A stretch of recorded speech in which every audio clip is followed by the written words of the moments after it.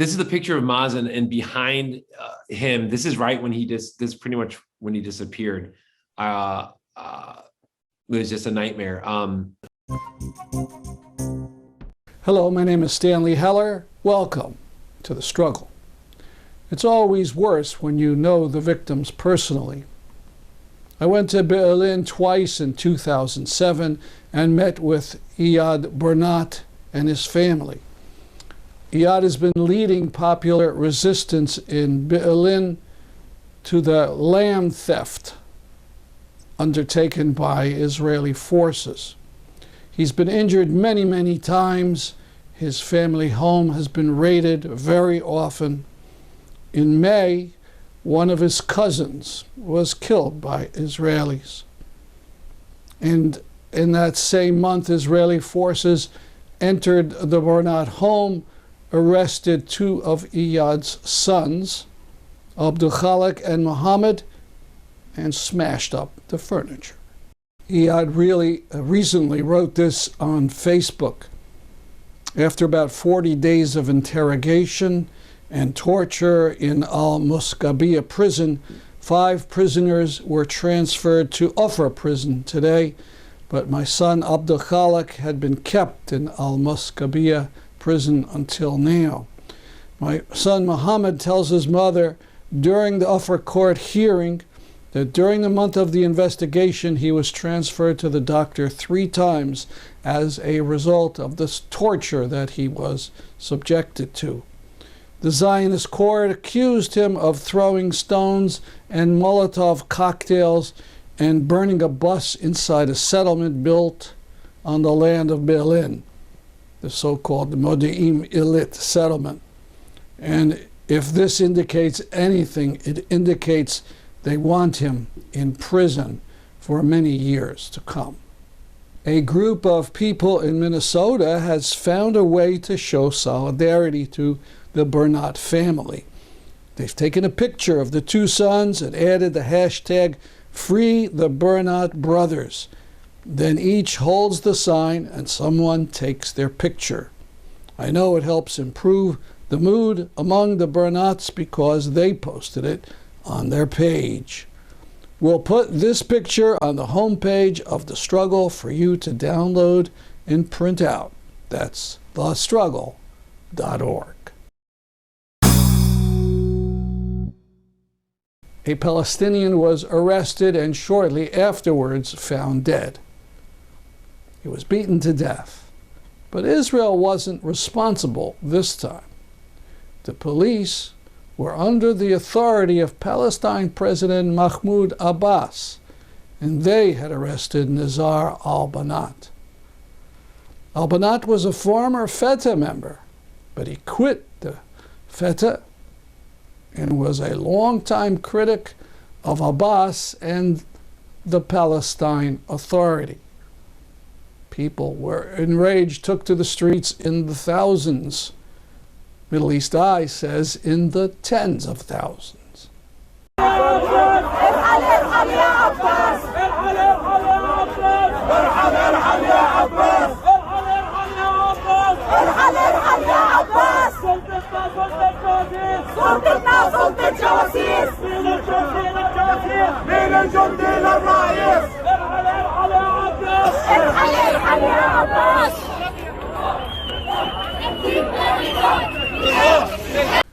In the upcoming video, the people chant, "The people want the fall of the regime," and leave Abbas.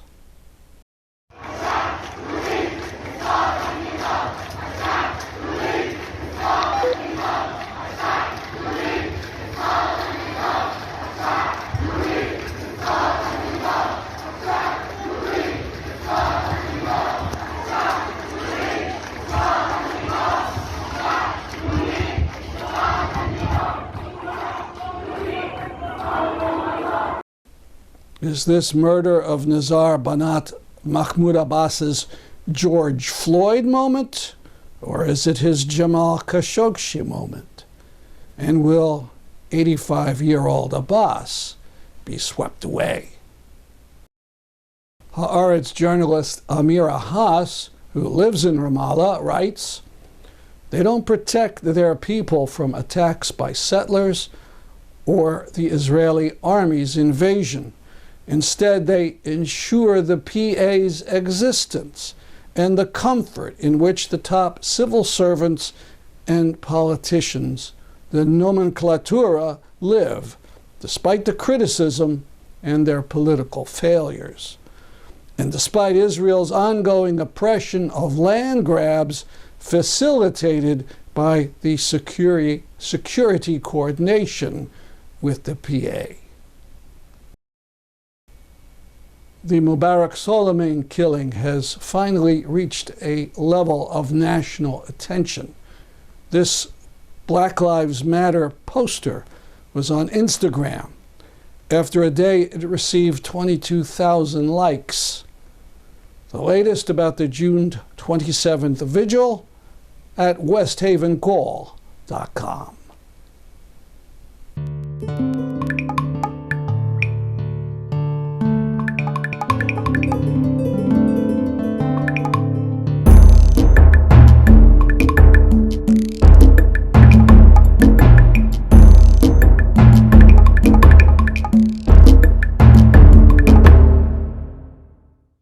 More than 1,000 coal miners are now in the third month of their strike in the so-called right-to-work state of Alabama.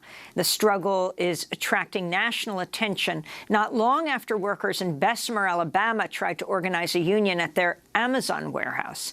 About 30 miles from Bessemer, miners at Warrior Met Coal in Brookwood walked off the job April 1st after their union, United Mine Workers of America, called the first strike to hit the state's coal mining industry in 4 decades. Workers are fighting for improvements to wages and benefits after they agreed to drastic cutbacks in 2016 when Warrior Met Coal took control of the mines after the previous company went bankrupt. This is part of a report by independent labor journalist Kim Kelly about the demands of the miners and their union. This was done for the Real News Network. One of their key demands concerned their health care plans. Under a prior contract, when the mines were still controlled by Jim Walter Resources, the company had covered 100% of the miners' medical costs. But after they went bankrupt in 2015 and Warrior Met bought the mines, that changed. They threatened to take away all the retirees' pensions and retirement. And they kind of forced the guys into taking a contract, basically saying, if you don't accept this, then you're going to lose everything. We'll just close. So they took a huge cut in pay, and they cut their insurance and their benefits. Used to, we had almost 100% coverage for insurance. And now it's thousands of dollars even to meet your deductible. That last voice was Hayden Wright, president of the local chapter of the United Mine Workers of America. Last month, nearly a dozen miners were arrested trying to shut down the mine and stop non-unionized workers from getting in and out. Kim Kelly documented the standoff in this report for More Perfect Union.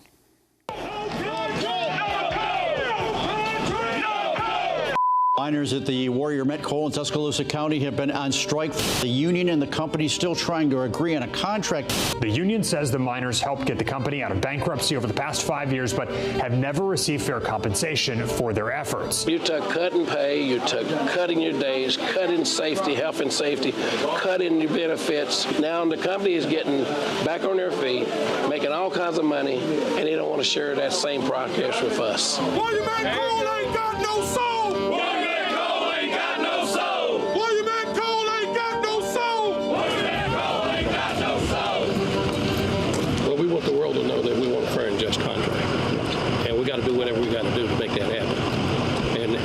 Feel like we're breaking the law when this company is trying to destroy our people and their families from their livelihood. I'll die for my family, and I'll do whatever it takes for this union right here. This is personal. It's personal.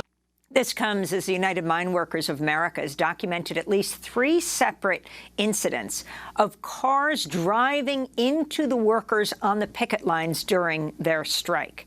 Today, a group of striking mine workers have traveled from Alabama to New York to protest the Wall Street hedge funds backing Warrior Met, including BlackRock Fund Advisors, SSGA Funds Management, and Renaissance Technologies. For more, we're joined by Kim Kelly. She's an independent labor journalist and organizer. Her series for The Real News is titled Battleground Brookwood.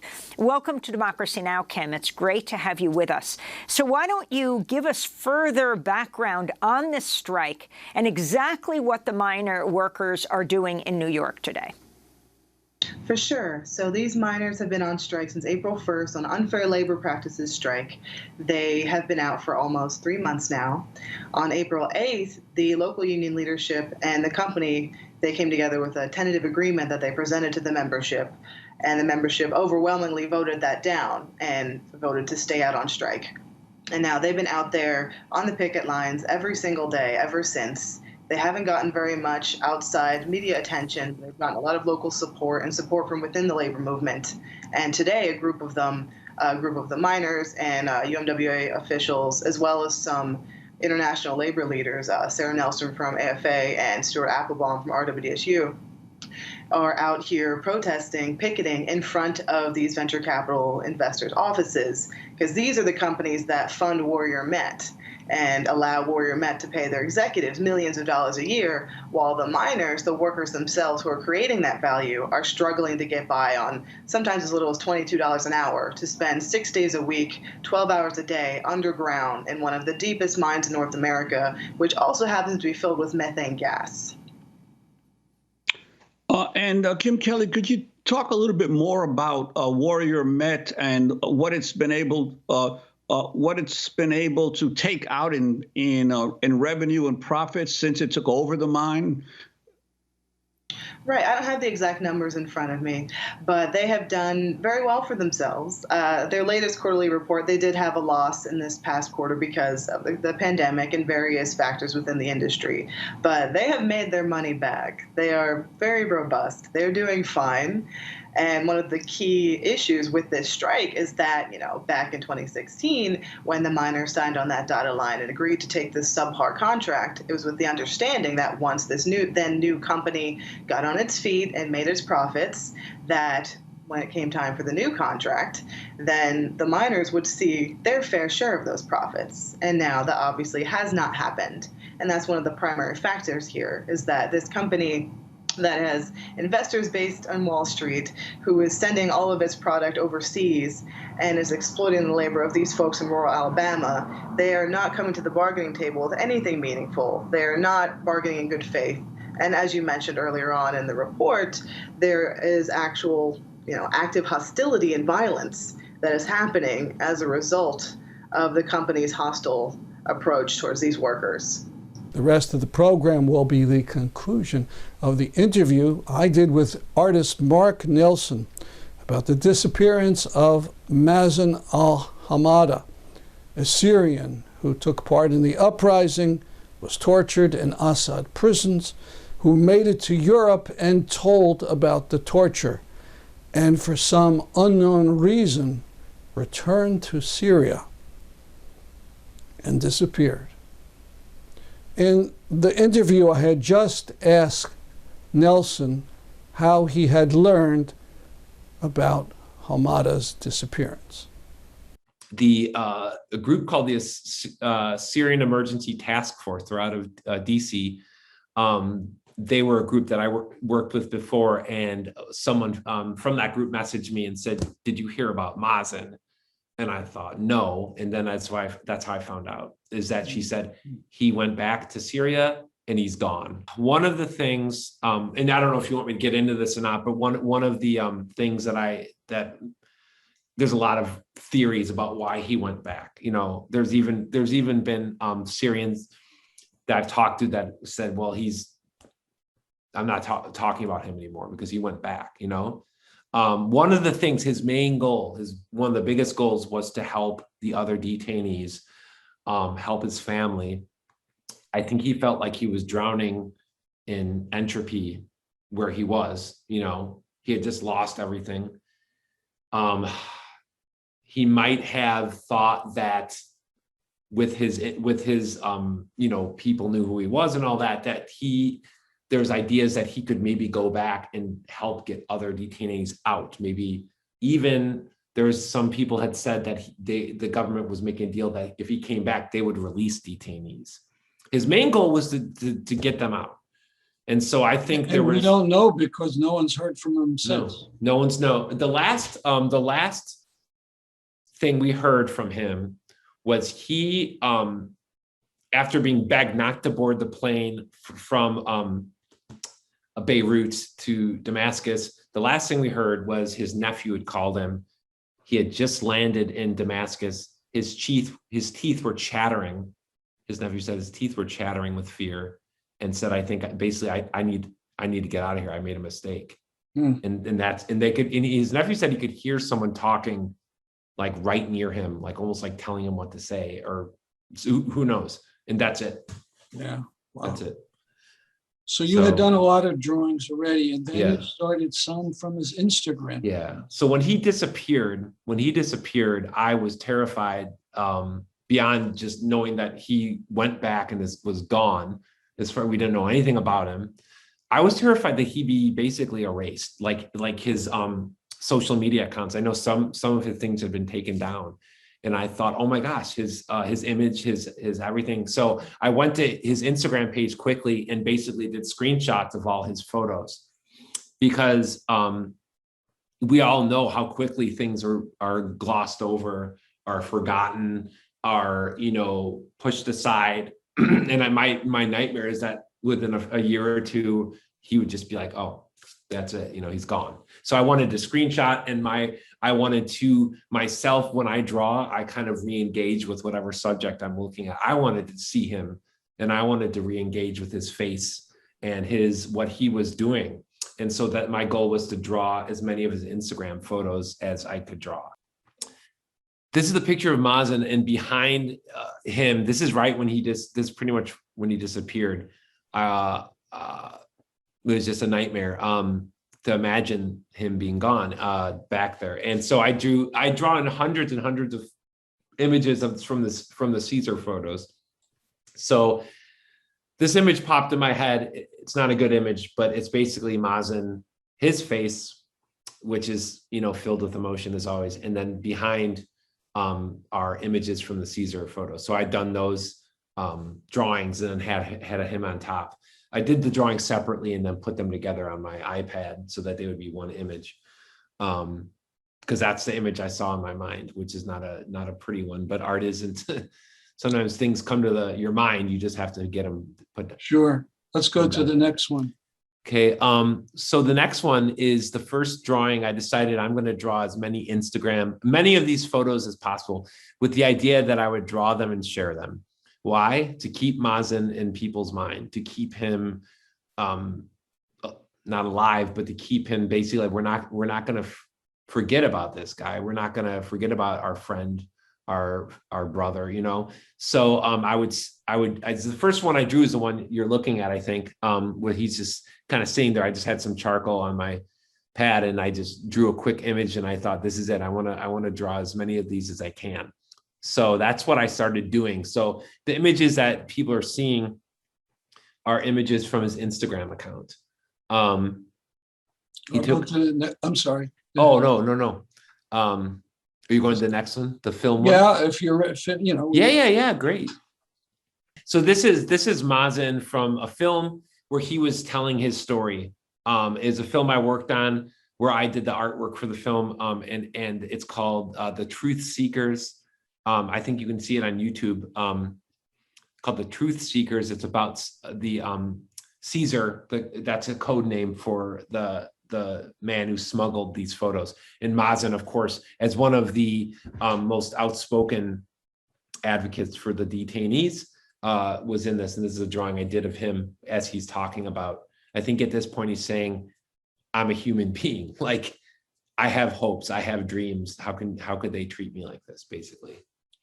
And you did that for the Canadian broadcast. Yeah. Okay. So this is now most of it's an interesting when you look at someone's social media account, you see their life. I mean, or what they want you to see, or you know. But one of the Mazen's social media account, his Instagram account, is made up of two types of images. One is him at a demonstration or preparing for a demonstration. He was tireless. He would do as many as he could. The other images are of him with family, friends, sometimes just himself, selfies, I guess. So this one is of him with protesting in the cold. And on there, you see Deir ez-Zor, which is his hometown, home province, which was always in his heart. And I think one of the motivators about him returning, because there was thoughts that they would release prisoners from Deir ez-Zor if he returned. Not sure if that's true or not. Just one of those things you hear. Here's another one of Mazen preparing for a demonstration. He would, he would go to as many as possible and be out there for hours and hours and hours and hours. He, even though his health was very poor, he would push himself to the limit. And how old was he? Around? He was, I think, he's in his 40s. So a couple years older than me, I think. So maybe he's 44 or so, 45. Not too old. The torture, obviously. Yeah. You see photos of him on his Instagram from before the 2011 event started, and he looks very different, very different. This says in French, thanks to my wife who speaks French, she translated for me, Syrians are not beggars. And this is just the idea that obviously anyone who knows anything about Syria knows it's one of the countries with the richest histories in the world. And just saying we are, we deserve, we're not begging. This is something that we demand is our right as human beings, So Mazen traveled all over to speak to people, and he went to France several times, and he was part of a book. Can you see? I don't know if you can see it on the screen, but this is the book he's part of. It's called Operation Caesar. It's by, I might be butchering her name, but Garance Le. Let me stop share, then we could see the book. Okay. This is the book he's part of. Just hold it steady. All right, we got it now. This is the book about basically telling that here's the author's name, Garance Le something. She put together a book of how the photos were taken out of Syria. It has, but it also has interviews from prisoners or detainees, and he was one of them. There was maybe some talk about doing a more full project with Mazen, but obviously circumstances led to he's gone. So, because he by himself could fill a tome with experiences and things like that. Let me go back to screen share. All right, we were looking at him in front of the Eiffel Tower. Yeah. And then the next one. And these are quick sketches. These are a couple hours. They're done with a lot of them are done with opaque watercolor called gouache, which is a really fast medium to use. It's like watercolor, but it's a kind of, you can layer and layer. And so this is a picture of Mazen outside another protest. This is after some of the chemical attacks in Syria, where the Assad regime, with the help of Russia, was basically dropping chemical weapons and murdering civilians. So he was, I really liked his look in this drawing, because this is Mazen. He's determined. He's not going to let this go. He was so brave. He is so brave. I'm going to talk about the present tense. This is Mazen. He would take selfies, but his face, his selfies just showed so much of him. His face is so expressive. And I want to be as familiar with his face as I can, just to draw it as much as possible. Let people see it as much as possible. I'm going to stop the share. Yeah. And so no one's heard from him. No one's heard from him. There's been rumors. There's been painful rumors that have been unsubstantiated. And, anytime someone has a rumor that's painful, it hurts his family. Things spread like wildfire on the internet. And but no substantiated any words from him. So it's very, very, very horrendous, and just another reminder that this is still happening now. As we're speaking, detainees are still being tortured right now. So that is what he was trying to show everyone. And now, so that to know about what he went through, and to think that he is back maybe in this situation it's a nightmare. So I don't want, and as a person who's worked a lot with social justice and things, the world has a kind of short attention span, right? And people move on, so to speak. And the family members and people who've suffered through these things don't move on. This is not a moving on type thing. This is always there. Always there. Let's end. You made a hashtag or two. Why don't we mention what the hashtag is the one I use is where is Mazen? All right, and I'll superimpose that. Thank you. Yeah, where is Mazen? Basically, where is he? And so I try to send when I do these posts on social media, I try to tag government agencies. Lately, I've been tagging the World Health Organization, because they've given Syria kind of a prominent role in that. And that's staggering. Yeah, they're the head of the World Health Organization. Yeah, to me, that is just, okay, well, this is the people this is the government that you're saying. And so they gave the Saudis the head of the Human Rights Commission. There's things that you'd think Orwell would think, no one's going to believe that if he wrote that down. But but trying to send it to people, not that anyone sees it that are from these places, but what are you going to, you can't do nothing, right? Yeah. All right. I really appreciate thank you. Your talk and your amazing artistic work and your commitment. Thank you, sir. All that. Well, it's great to talk to you. I really appreciate it. And thank you for what you do as well. All right. Bye-bye. Before I go, I want to mention a 30-minute interview I did with Nick Georges, the man who climbed a 300-foot crane in London to attach a Palestinian flag. See the interview at thestrugglevideo.org. That's our program for today. See you next week at this time. I'm Stanley Heller for The Struggle.